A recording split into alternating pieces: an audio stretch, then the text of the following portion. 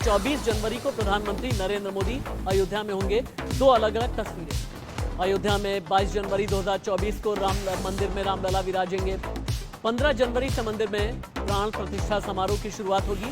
प्रधानमंत्री नरेंद्र मोदी को इस कार्यक्रम के लिए न्योता दिया गया है।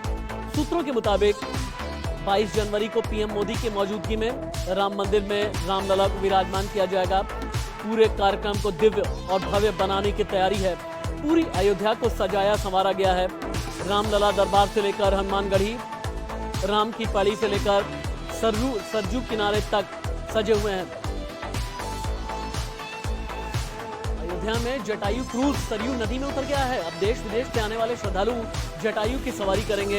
ये क्रूज पर्यटकों को गुप्तार घाट से नया घाट तक 18 किलोमीटर की सैर कराएगा।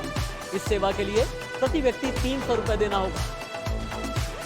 नगरी को एक बड़ी सौगात मिली है। भगवान राम की नगरी में आज से जटायु क्रूज का संचालन होगा, जिसको लेकर के योगी सरकार लगातार राम नगरी को एक न एक सौगात दे रही है। तो वहीं जटायु क्रूज के रूप में एक सौगात मिली है। हम बात करेंगे, हमारे साथ मैनेजिंग डायरेक्टर हैं, इन्हीं से जानेंगे कि किन सुविधाओं से लैस है, कैसे है और बैठने की कितने लोगों की व्यवस्था है। सर, कितने लोगों की बैठने की व्यवस्था है, कितने लोग? इसमें 35 जने के दोनों कंपार्टमेंट है, 2 कंपार्टमेंट है 35 लोगों के, और ऊपर 20 जनों के ऊपर की कंपार्टमेंट है। इसमें टोटल कितने लोग बैठेंगे, क्या सुविधा? इसके अंदर 70 पीपल्स नीचे और 30 ऊपर है। क्या किन सुविधाओं से लैस है? ये पूरा ऑडियो वीडियो विजुअल्स आएंगे इसमें। जितना भी आप ये सफ़र करेंगे, जो भी घाट आते हैं, जो भी रामायण से रिलेटेड बात वो है, चरित्र है, जितने भी किरदार हैं, उनके बारे में पूरी इंफॉर्मेशन के लिए होगी। तो यूं कहा जाए, जो ये पूरा क्रूज होगा रामायण से भगवान राम की नगरी में भगवान राम के जीवन पर संचालित जो होंगे उनसे ये लैस होगा, उनकी चलेगा। आप देखिए किन तरीके की सीटें बनाई गई, इसमें 35 लोग बैठ सकते हैं। और इसी के क्रम में हम आगे चलेंगे और आगे आपको दिखाते हैं किस तरीके से यहाँ आयोजन किया जा रहा है और यहाँ के पर्यटन मंत्री द्वारा ये इसका लोकार्पण किया गया। और ये देखिए तस्वीरों में कि यहाँ पर ये जो पायलट सीट होती है, यहाँ पे पायलट होंगे, यहीं से इसका संचालन होगा। और तो जिस तरीके से योगी सरकार लगातार प्रयास कर रही है अयोध्या को विश्व के मानचित्र पर स्थापित करने के लिए, योगी सरकार की यही मंशा है कि जिस तरीके से त्रेता युग में भगवान राम की नगरी का विकास हुआ है, तो ऐसे में अयोध्या का विकास के लिए लगातार योगी सरकार तत्पर है। 7 तस्वीरों में देखिए जिस तरीके से यहाँ पर बैठने की व्यवस्था है, AC लगी है, वातानुकूलित है, हर सुविधाओं से लैस है। यूँ कहा जाए कि जब भी भगवान रामलला के भक्त यहाँ बैठेंगे तो इसमें पूरा रामायणकालीन दृश्यों का आनंद लेंगे। अखंड Pratap Singh, India news, Ayodhya. India news संवाददाता अखंड के पास में इससे पहले कि हम चले, अयोध्या में मर्यादा पुरुषोत्तम श्री राम का अंतर्राष्ट्रीय एयरपोर्ट का काम तेजी से चल रहा है। फेज 1 के तहत एयरपोर्ट रनवे का काम भी लगभग पूरा हो गया है। नाइट लैंडिंग, कोहरे या फिर धुंध में लैंडिंग के लिए सुविधाओं का काम भी 100% पूर्ण है। इसी तरह से ATC टावर का काम भी पूरा है। जानकारी के मुताबिक भव्य दिव्य राम मंदिर में रामलला की प्राण प्रतिष्ठा कार्यक्रम से पहले उड़ान को नवंबर से शुरू भी किया जाएगा। पहले फेज में दिल्ली, मुंबई, बेंगलुरु, हैदराबाद के लिए उड़ान शुरू करने की योजना है। इसके बाद फिर मांग को देखते हुए बाकी बड़ी शहरों के लिए भी उड़ानें शुरू होंगी। जनवरी 2024 को भगवान रामलला विराजमान, इससे पहले तमाम तैयारियां शुरू कर दी गई। 7 तस्वीरों में देख सकते हैं, मैं इसमें श्री राम एयरपोर्ट पे मौजूद है। किस तरीके से बेहद स्तर पर तैयारी की जा रही है, कितना खूबसूरत नक्काशी द्वारा एयरपोर्ट बनाया जा रहा है। एयरपोर्ट में रनवे का काम लगभग पूरा कर लिया गया है और जिस तरीके से युद्ध स्तर पर काम चल रहा, कारीगर रात दिन मेहनत करके इस एयरपोर्ट को तैयार करने में लगे हैं। जनवरी में जब भगवान रामलला की प्राण प्रतिष्ठा होगी, उससे पहले एयरपोर्ट बनकर तैयार हो जाएगा, राम भक्तों के लिए खोल दिया जाएगा। यहाँ से यूँ कहा जाए, जिस तरीके से भगवान रामलला त्रेता युग में पुष्पक विमान से अयोध्या आए थे, वैसे ही अब भगवान रामलला भक्त जो होंगे वो हवाई यात्रा के दौरान अपने महाराज भगवान राम की नगरी पहुंचकर भगवान रामलला का दर्शन कर सकेंगे। अखंड Pratap Singh, India news, Ayodhya. India news संवाददाता अखंड के पास चलते हैं। अखंड, आखिरी बार मैं अयोध्या गया हूं साल 2017 में, 6 साल पहले। तब राम की पैड़ी भी अलग थी, हनुमानगढ़ी भी अलग थी। उस जमाने में रामलला भी तिरपाल के अंदर थे। लेकिन आज की तारीख में अयोध्या भव्य है, दिव्य है। एयरपोर्ट से लेकर के रेलवे स्टेशन, हनुमानगढ़ी से लेकर के रामलला का जहां तक दरबार है या राम की पैड़ी, आज अयोध्या कैसी नजर आ रही है बताइए। जहां पर भी आप हैं तस्वीरें आप दिखाइए। और 22 जनवरी के लिए प्राण प्रतिष्ठा की तैयारियां क्या क्या हैं? जी बिल्कुल, देखिए पूर्ववर्ती सरकारों में जिस तरीके से अयोध्या उपेक्षित रह गई थी, लोग आने से कतराते थे। भगवान राम की नगरी की एक पतली गलियां, वो सकरी गलियां लोगों को याद दिलाती थी किस तरीके से लोग आते जाते थे। लेकिन आज की अयोध्या दिव्य और नव्य अयोध्या हो गई है। भगवान राम की नगरी में जिस तरीके से विकास की गंगा बह रही, विकास का कार्य चल रहा है, वो बहुत अद्वितीय है, जिसको लेकर के योगी सरकार लगातार प्रयास करी। केंद्र और राज्य सरकार की मंशा है कि अयोध्या को विश्व के मानचित्र पर स्थापित किया जाए। शायद यही वजह है कि अयोध्या में जिस तरीके से विकास की गंगा बही, अयोध्या में 3 ऐसे पथ बनाए जा रहे हैं, राम पथ, भक्ति पथ और जन्मभूमि पथ। ये तीनों पथ भगवान राम की नगरी की शोभा बढ़ा रहे हैं। और साथ ही अयोध्या रेलवे स्टेशन का, अयोध्या बस स्टेशन का, अयोध्या सिजाम एयरपोर्ट का, ये भी एक अयोध्या बस स्टेशन लगभग बनकर तैयार हो गया है। जनवरी 2024 में जब भगवान रामलला अपने गर्भगृह में विराजमान होंगे तो वो भक्तों के लिए आने जाने की जो व्यवस्थाएं, सुविधाएं है, वो सुविधाएं वहां से मिलेंगी। और कहा जाए रेलवे स्टेशन अपने आप में अद्वितीय है। जिस तरीके से इसको बनाया गया है, भगवान रामलला की नगरी में जो भी भक्त पहुंचेंगे वो देखकर मनमोहित होंगे। तो ऐसे में अयोध्या का जो विकास चल रहा है वो काफी तीव्र गति से चल रहा है। बात किया जाए एयरपोर्ट की, तो एयरपोर्ट भी खूबसूरत नक्काशी के द्वारा एकदम अद्वितीय बना, जैसे भगवान रामलला का मंदिर बना है, मंदिर के ही तर्ज पर श्री राम एयरपोर्ट बनाया जा रहा है। तो ये कहा जाए अयोध्या का विकास काफी बेहद तीव्र गति से चल रहा है। अयोध्या में जितने भी विकास हैं वो खुद मुख्यमंत्री योगी आदित्यनाथ इसका मुख्यमंत्री योगी आदित्यनाथ द्वारा इस पर नजर रखी जाए। छोटे काम हो या बड़े काम हो उसको देखते हैं। और लगातार जिस तरीके से अयोध्या को विकास की तरफ अग्रसर है, आने वाले दिनों में अयोध्या त्रेता की अयोध्या दिखेगी।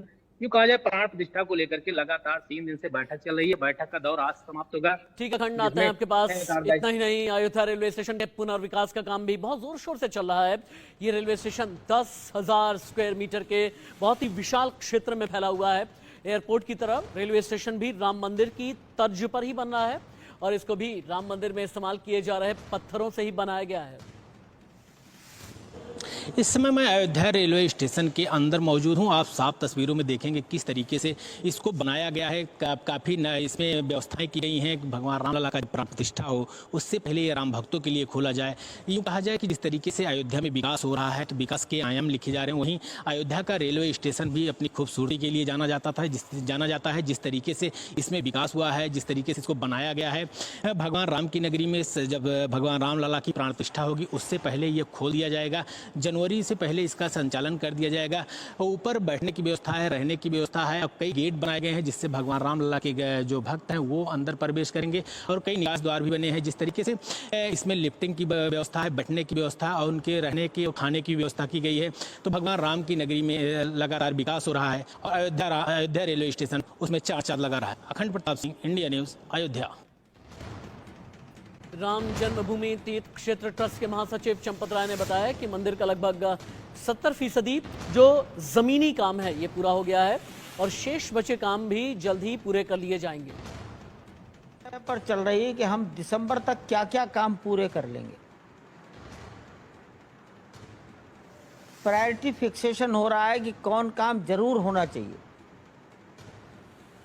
उस जरूर होने वाले काम में क्या क्या बाधाएं हैं, ये बड़े तकनीकी बातें हैं,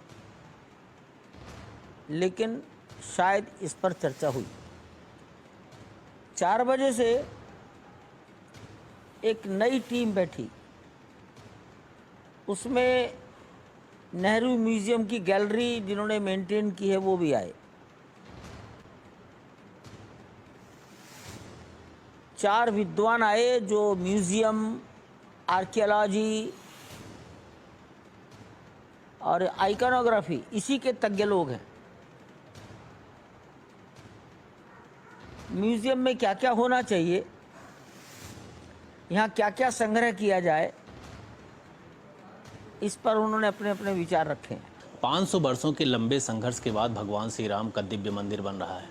मंदिर निर्माण के साथ ही भगवान रामलला के प्राण प्रतिष्ठा की तारीख भी लगभग नज़दीक आ रही है। जनवरी 2024 में भगवान रामलला अपने गर्भगृह में विराजमान होंगे, जिसको लेकर ट्रस्ट बेहद तैयारी कर रहा है। हमारे साथ प्रकाश गुप्ता जी हैं कि वो जो भगवान रामलला के भक्त अयोध्या आएंगे उनको ठहरने की क्या व्यवस्था है, उनके रुकने की क्या व्यवस्था है। जिस तरीके से भगवान रामलला का प्राण प्रतिष्ठा होगा और लोग आएंगे, लाखों की संख्या में श्रद्धालु पहुँचेंगे, ट्रस्ट कहीं ना कहीं तैयारियों में जुटा है। क्या है पूरी व्यवस्था?